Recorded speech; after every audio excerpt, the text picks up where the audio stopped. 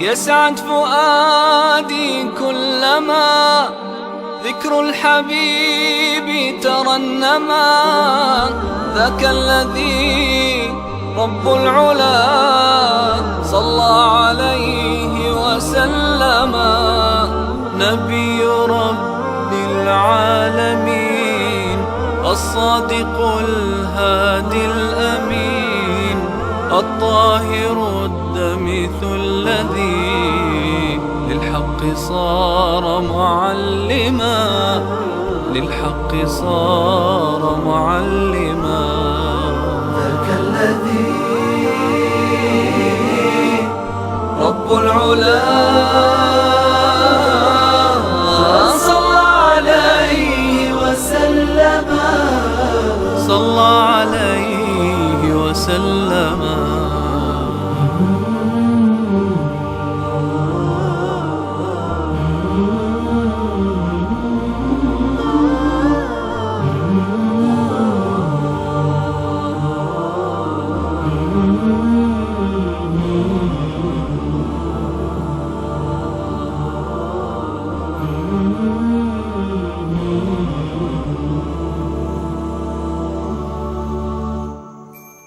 أبرهة الحبشي رجل له قصة.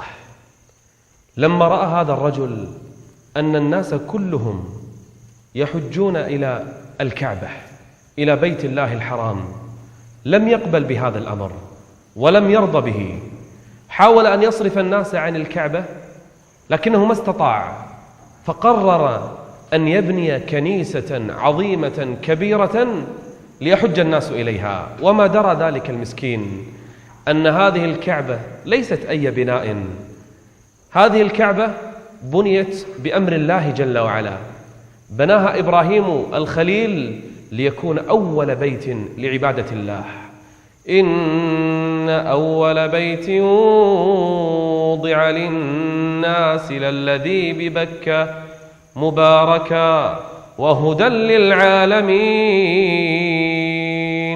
ولما بنى إبراهيم البيت أذن وأذن في الناس بالحج يأتوك رجالا وعلى كل ضامر يأتين من كل فج عميق.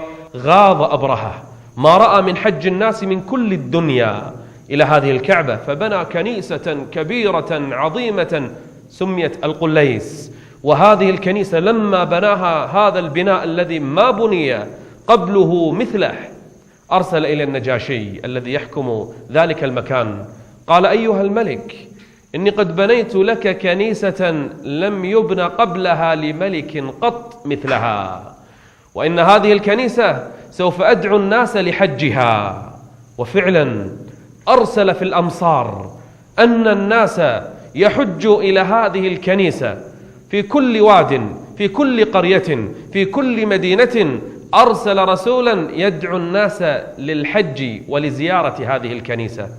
وإبراهيم الخليل لم يكن معه أحد، قام في مكة لوحده يؤذن، لكن أسمع الله عز وجل الناس والنطف في الأرحام لآلاف السنين إلى اليوم، والناس تحج إلى الكعبة.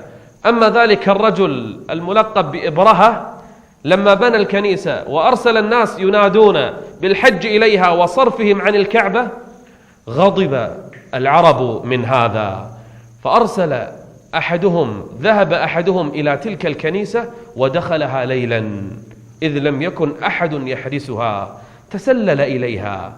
فلما دخل إلى هذه الكنيسة لوثها، أي فعل فيها النجاسات، قضى حاجته داخل هذه الكنيسة فقط من باب الحقد على هذا الرجل وما يفعله في العرب ودين العرب. فلما وصل الأمر إلى أبرهة غضب. كيف يجرؤ واحد من الرعية أحد العرب أن يلوث هذه الكنيسة التي بنيتها؟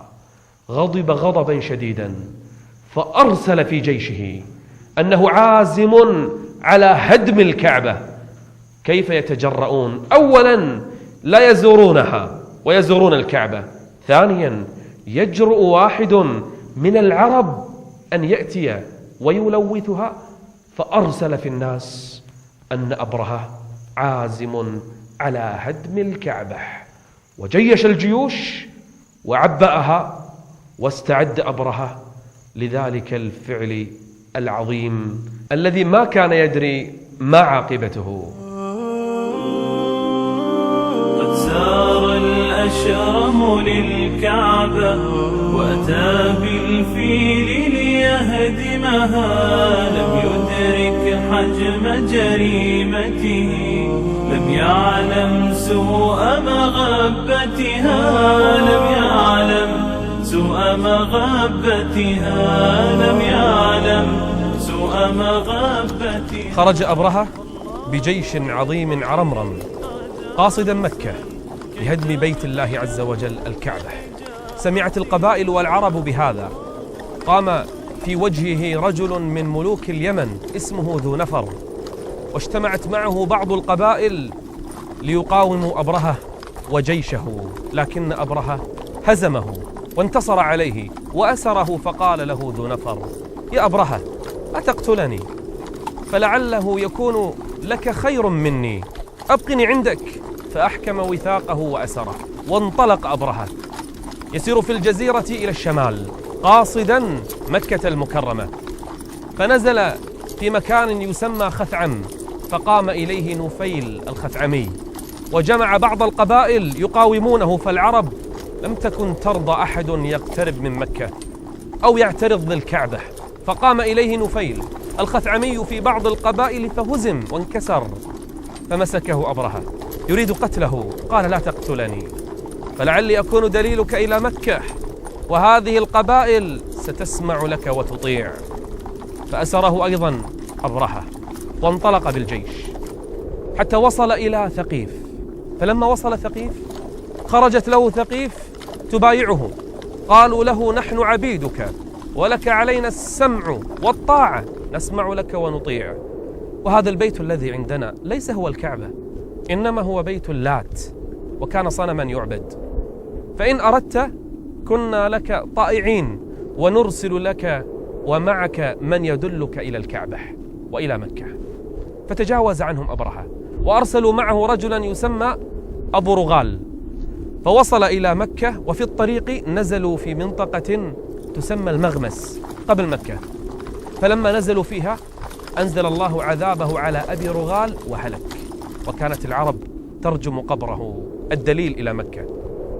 ثم بعدها أرسل أبرهة رجلا يسمى الأسود ابن مقصود، أرسله إلى مكة يستطلع الأخبار، فخرج ببعض الخيل، فلما وصل مكة سلبهم بعض أموالهم، وأخذ 200 بعير كان يملكها سيد قريش وكبير قريش إنه عبد المطلب ابن هاشم، وجاء بالإبل إلى أبرهة، فاجتمعت هذيل وكنانة وقريش يريدون قتال أبرهة، فلما عرفوا قدر قوته وقدر جيشه تراجعوا، ولم يطق أحد بقتال أبرهة. قد سار الأشرم للكعبة وأتى بالفيل ليهدمها، لم يدرك حجم جريمته.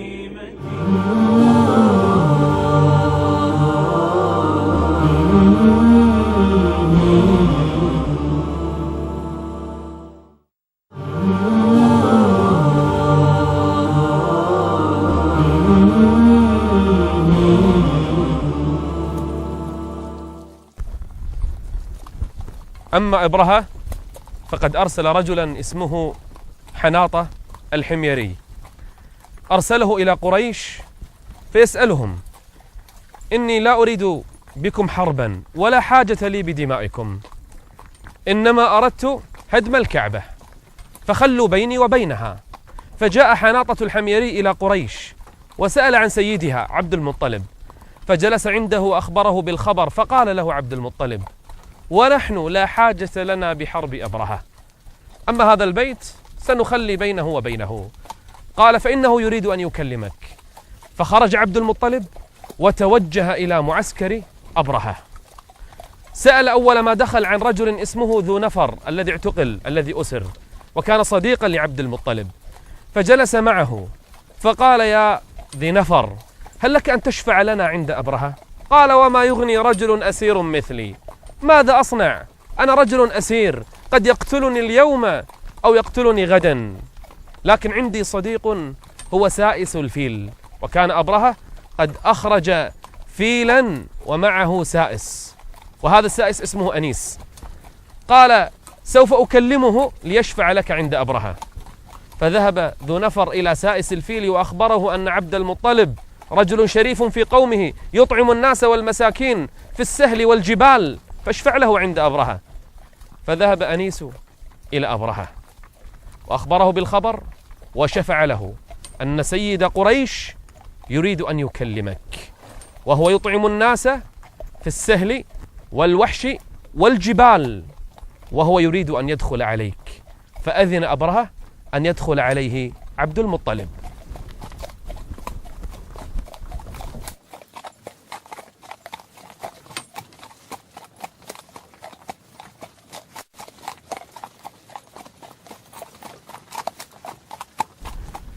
دخل عبد المطلب على جيش وعلى خيمة أبرهة، وكان أبرهة جالسا على كرسيه وحوله الحاشية.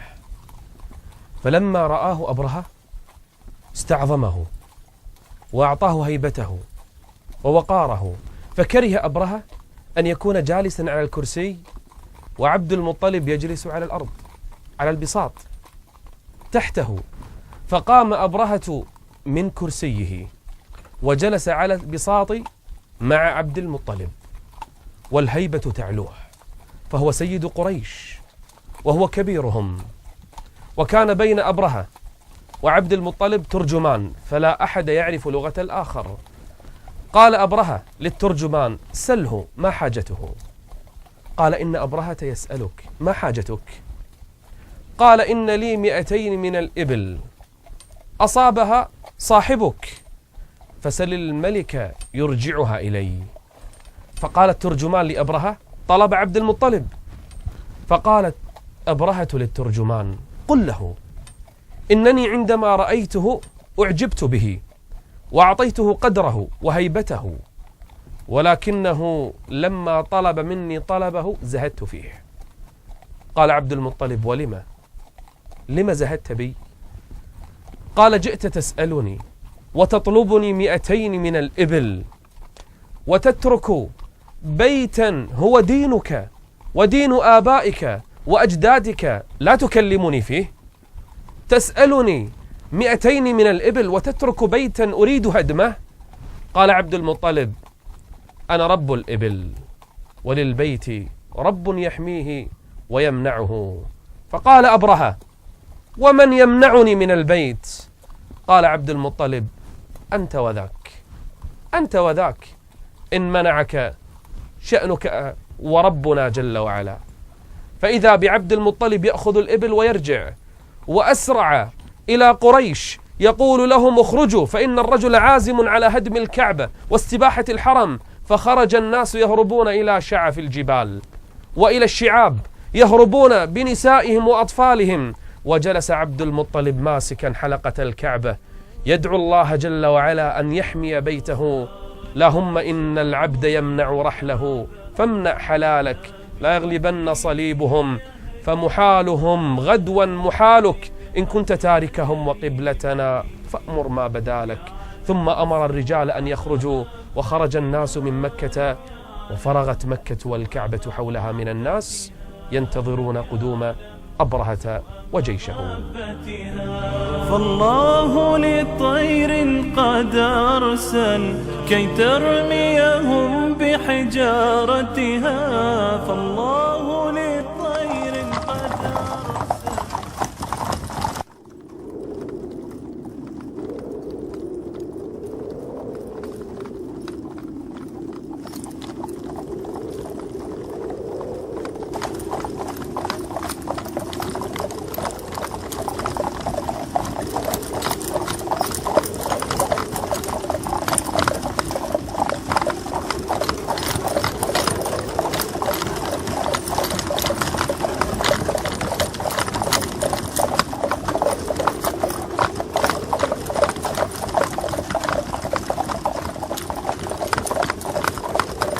وانطلق أهل مكة إلى الجبال.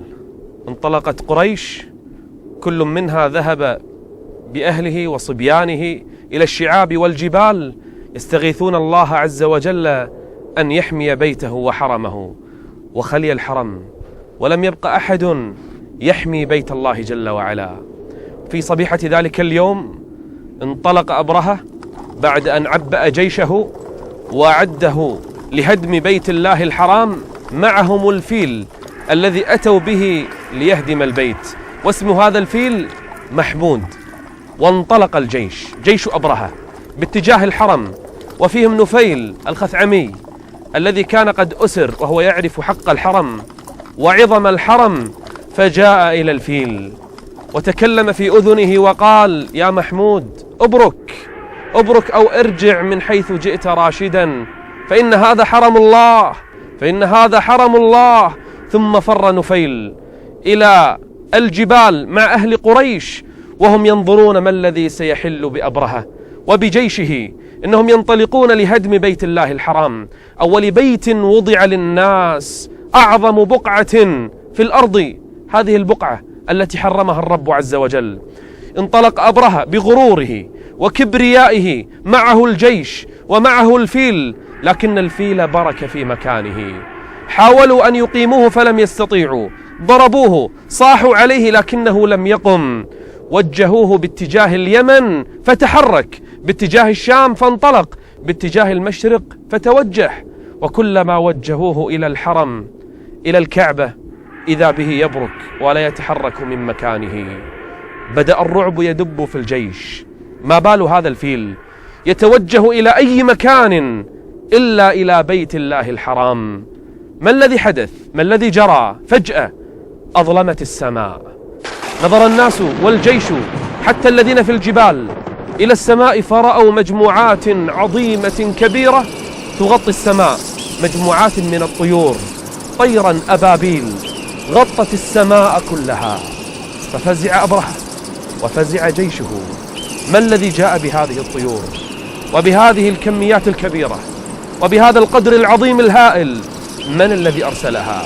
كل طير بمنقاره حجر من سجيل، حجر صلب جاهز لأن يفضخ الرؤوس، وبرجليه حجرين، فإذا بالسماء فجأة تمطر، لكن أي مطر؟ إنها أمطار من حجارة تتساقط من السماء.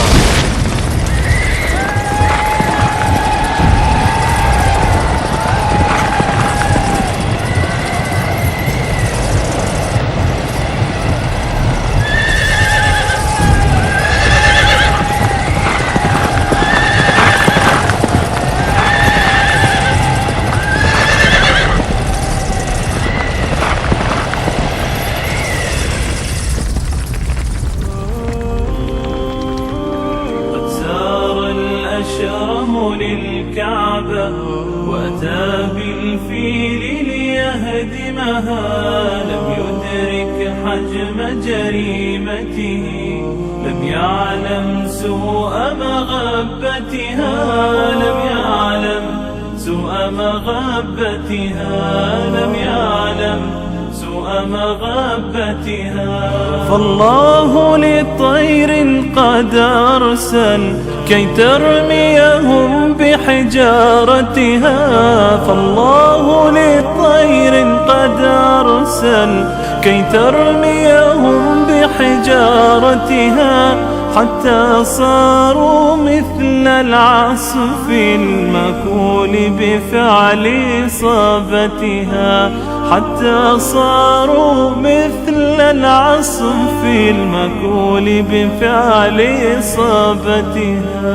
لم يعلم سوء مغبتها، لم يعلم سوء مغبتها، لم يعلم سوء مغبتها، لم يعلم سوء مغبتها. بدأ الجيش يتساقط والحجارة تتنزل من السماء، كل من أراد الهروب تبعته الطيور ففضخته بالحجارة وثلغت رأسه، والناس يهربون ويتصايحون.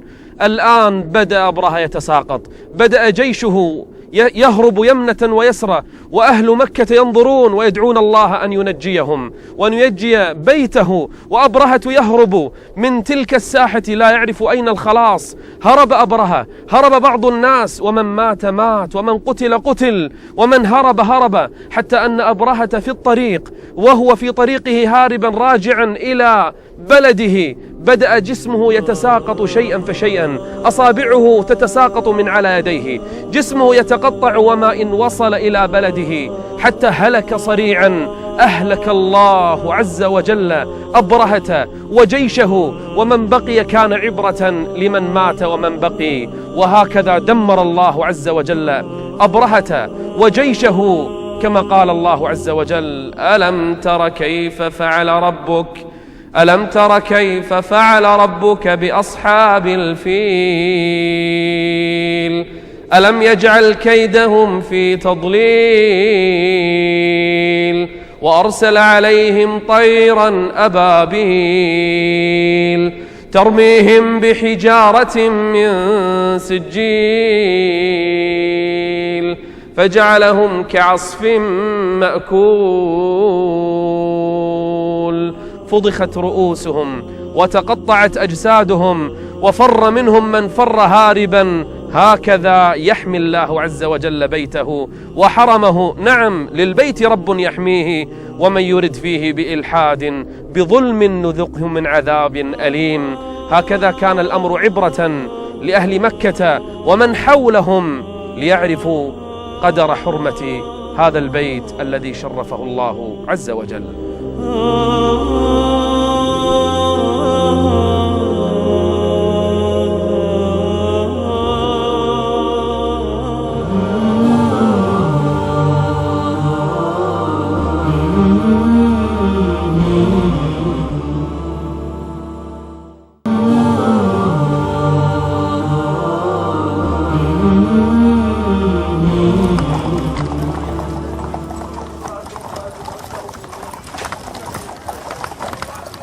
حفظ الله عز وجل الحرم وأهل الحرم، مع أن الأمم حولهم والقرى حولها كان يصيبها ما يصيبها من الهلاك والدمار، إلا مكة، إلا الحرم، فإن الرب عز وجل يحفظه.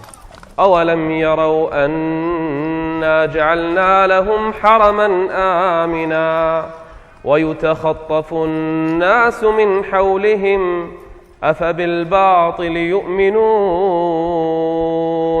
وبنعمة الله هم يكفرون.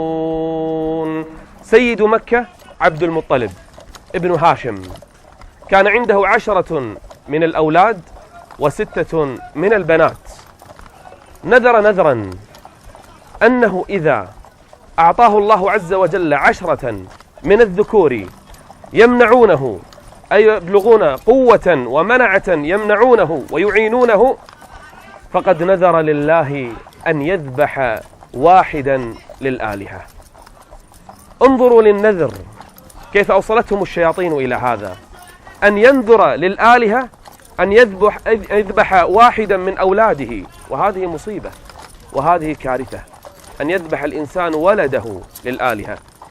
وفعلا أعطاه الله 10 من الأولاد، منهم حمزة والعباس، منهم أبو لهب، منهم أبو طالب، منهم ضرار، منهم الحارث، منهم الزبير، وأصغرهم اسمه عبد الله. وعنده 6 من البنات، منهم صفية وعاتكة وأروى وأميمة وغيرها. فلما بلغ 10 مبلغهم جمع عبد المطلب أولاده، فقال عبد المطلب لأولاده، قال: يا بني، إني قد نذرت نذرا أن أذبح واحدا منكم للآلهة. تخيلوا أن يقول الأب لأبنائه: سأذبح واحدا منكم، من وقعت عليه القرعة سوف يقرب للآلهة. أما الأبناء فقد وافقوا جميعا على طلب أبيهم: افعل ما تؤمر، افعل نذرك، افعل ما تريد، فإننا لك يا أبانا. هذا الأمر حصل مع من؟ مع إبراهيم الخليل. إبراهيم الخليل الرب عز وجل أمره. أما عبد المطلب فإنه نذر نذرا للآلهة، الشيطان هو الذي أوحى إليه. فإذا بالعشرة يجتمعون، فطلب منهم عبد المطلب أن يكتب كل واحد منهم اسمه في قدح ويدخل به إلى الكعبة. وكان داخل الكعبة صنم يقال له هبل، وعند هذا الصنم قداح، وكان هناك رجل يسمى صاحب القداح.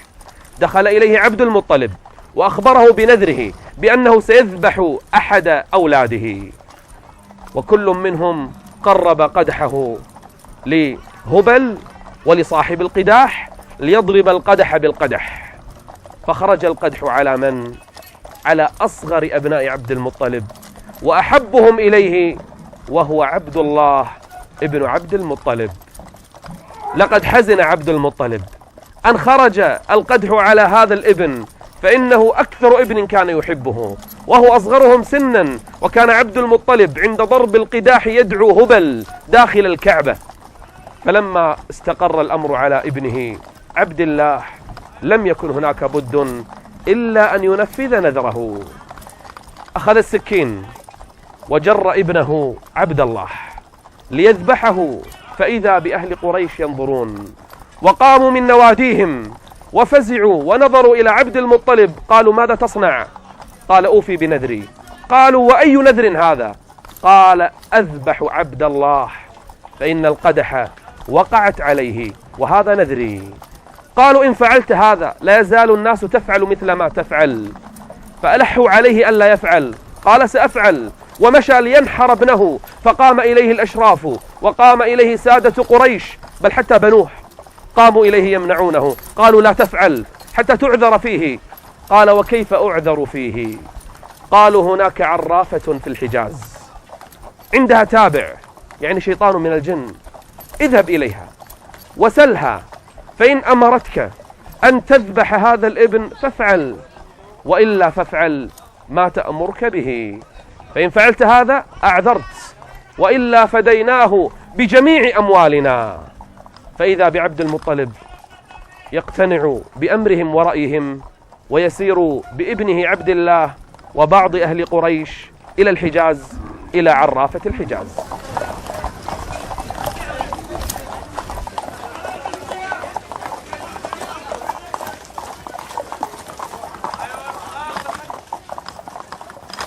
انطلق عبد المطلب مع ابنه عبد الله ومجموعة من النفر إلى تلك العرافة التي اشتهر صيتها، فالكل يعرفها، تتعامل مع شياطين الجن.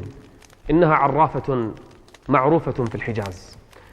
وكان طوال الطريق عبد المطلب يدعو ربه أن ينجي ابنه عبد الله، فقد كان يحبه. فلما وصل عبد المطلب إلى تلك العرافة ودخل عندها وجلس، أخبرها الخبر وذكر لها القصة، وما قصة النذر الذي نذره، ثم كيف وقعت القداح على ابنه عبد الله. قال: ماذا أصنع وماذا أفعل؟ فإذا بالعرافة تقول لعبد المطلب: اخرجوا من عندي الآن وأتوني غدا. لما؟ قالت: حتى يأتيني تابعي شيطانها من الجن، ولا يعلم الغيب إلا الله عز وجل. فظل عبد المطلب الليل كله يدعو الله أن ينجي ابنه. وفي الصباح غدا على العرافة فدخل عليها يرجو نجاة ابنه. قال: ماذا تقولين؟ قالت: كم دية القتيل عندكم؟ قال لها: 10 من الإبل. قالت: ائتوا ب10 من الإبل وأتوا بعبد الله ابنك واضربوا القداح عليهما، فإن وقعت وخرجت القداح على عبد الله فزيدوها 10، بعد 10 أضيفوا عليها 10، ثم اضربوا القداح مرة أخرى حتى تقع القداح على الإبل، فإن وقعت القداح على الإبل فانحروها، اذبحوها مهما بلغت، فإن الرب قد رضيها. أي إذا وقعت القداح على الإبل فإن الرب قد قبل منكم هذه الإبل وعفى عن صاحبكم. فخرج عبد المطلب فرحا منطلقا إلى قومه، فقد وجد فرصة لنجاة ابنه.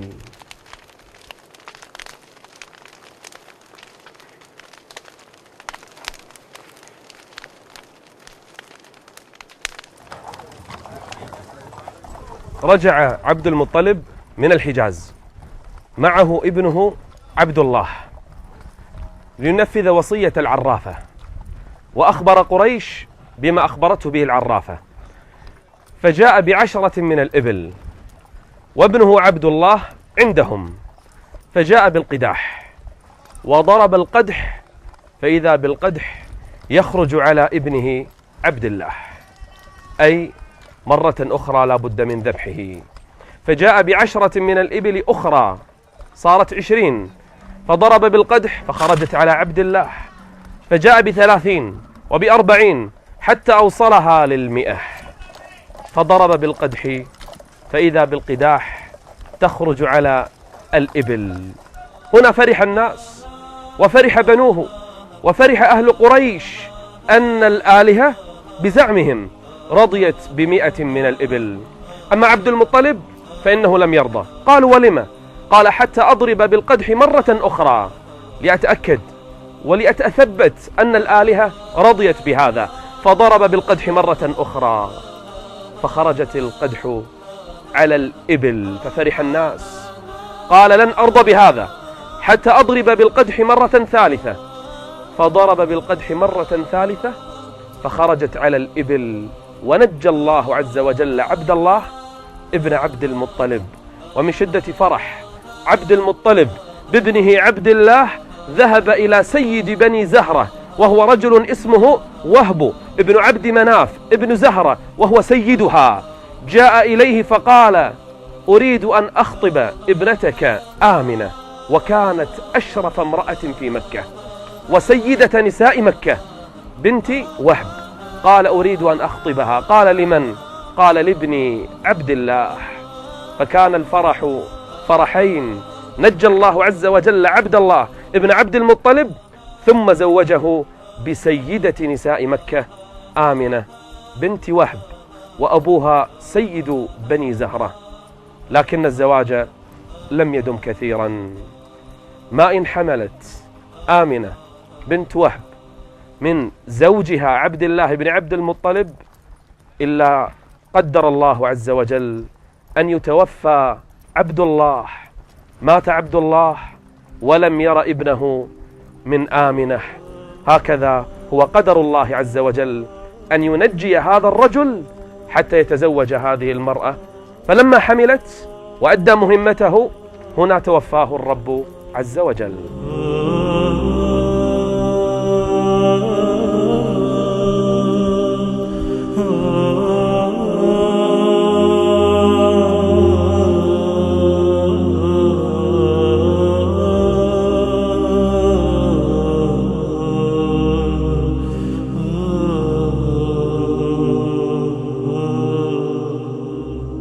كالنور في جنح الظلام جاء الحبيب إلى الأنام، هديا يضيء دروبهم وكأنه بدر السماء.